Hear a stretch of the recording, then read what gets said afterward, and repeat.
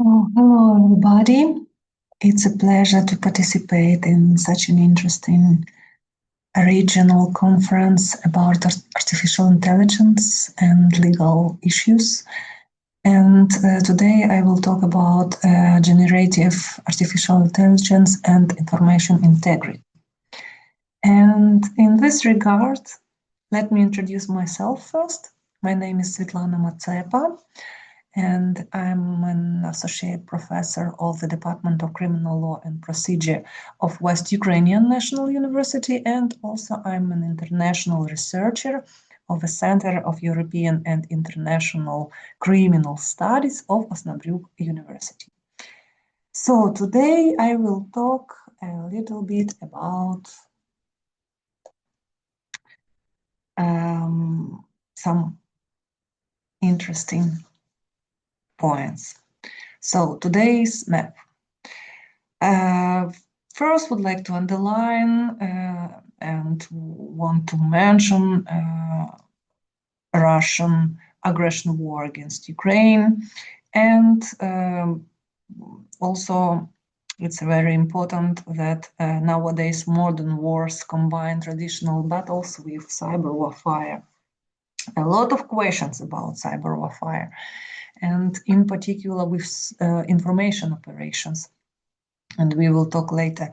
And there is no definition of cyber war. And also I'm deeply involved in the creation of rules of cyber war. And you know that there is only one academic approach. It's Stalin manual. And this document trying to regulate some issues, but unfortunately it is not an obligation, it's just an academic work, the great academic work. Then artificial intelligence is used to create deepfakes, bots, and propaganda that destabilize society. And next one, legal frameworks lag behind technology, creating urgent regulatory challenges. So I will talk a little bit in particular which challenge and some legal gaps, let's say, and how to solve these problems and how to manage with regulation. Then the legal problem. No clear legal definition of cyber war, as I mentioned, and also one big question is artificially intelligence-powered disinformation. So it means that it's very difficult to include information operations in cyber war and to call information operation cyber war because of this threshold. It's always about victims and about damage and so on and so on, but how we can measure destabilization of society, for example. And it's deep question how to measure what is going on in social media. Conflict with freedom of speech, of course, and national constitutions. Cross-border nature of cyber operations, conflicts, attributions, and enforcement. And very large online platforms profit from engagement, including disinformation, and are weakly regulated. Which frameworks are existing at the moment? International one, it's International Covenant on Civil and Political Rights, then international humanitarian law, and if we are talking about European Union, Digital Service Act, European Media Freedom Act, and European Artificial Intelligence Act. And the last one is Code of Practice of Disinformation. And next one, just a few words about Ukraine. Also constitution, civil and criminal code. And it's very interesting to mention that in war conditions, freedom of speech must be restricted due to national security. And there are a lot of, about 5, I guess, new types of propaganda, which at the moment criminally prohibited. For example, denial of war, justification of war, glorifications of aggressors, and so on and so on. So it's also part of very interesting topic, and I guess my Ukrainian colleagues can know this problem very well. A law on media, new one, and a concept of AI development. We still don't have a proper law of artificial intelligence, but we are working on that, and institutional measures. So Center for Countering Disinformation, bans on Russian platforms, and so on. So then, if I would like to be brief enough, and when we are talking about cyber operations like information operations, it's automatic spreading of information via bots or artificially created profiles and so on. So it's massive attack on social media and so on. And also very interesting to talk about the content of this spreading information. Sometimes it's not really disinformation. And also would like to add that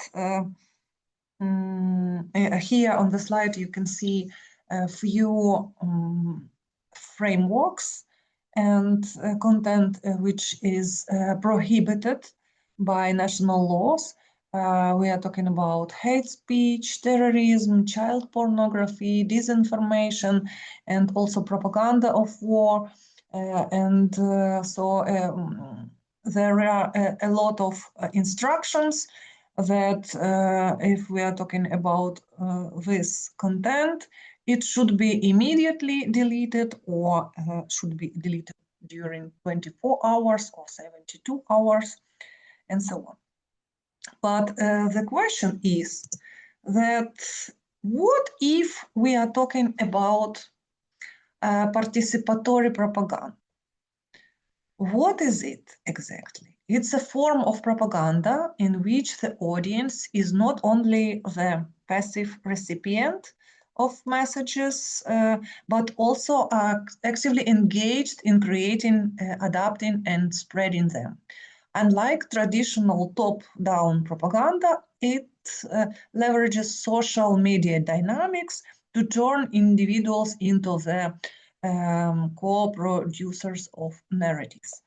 So, what is going on at the moment with strategy of Russian aggression war? One of use artificial intelligence to find sensitive topics in social media and sensitive groups. And then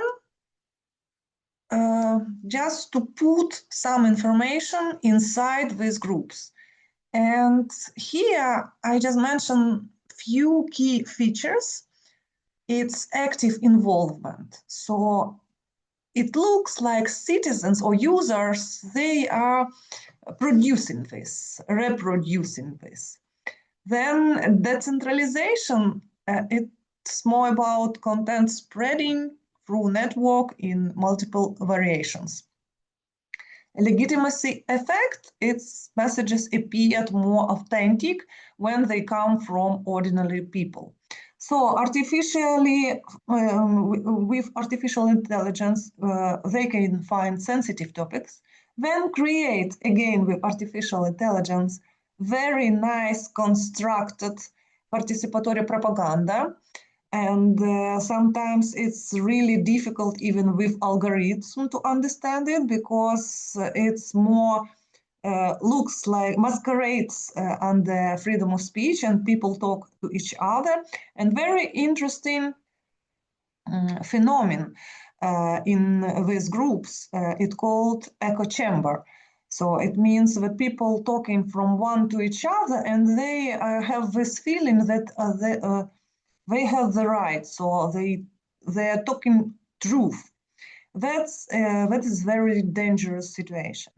And here also very interesting hybrid role. So combines state-sponsored messaging with grassroots participations and blurring the line between official discourse and user-generated content. So it's really very dangerous. And on my next slide, I will raise a few issues for discussion. For example, boundary problem, how to distinguish between protected speech and illegal propaganda. It's always difficult to find the balance between protection of fundamental right as freedom of speech and upholding national security. Then risk over-criminalization and under-regulation. So also very challengeable. Next one is a liability problem.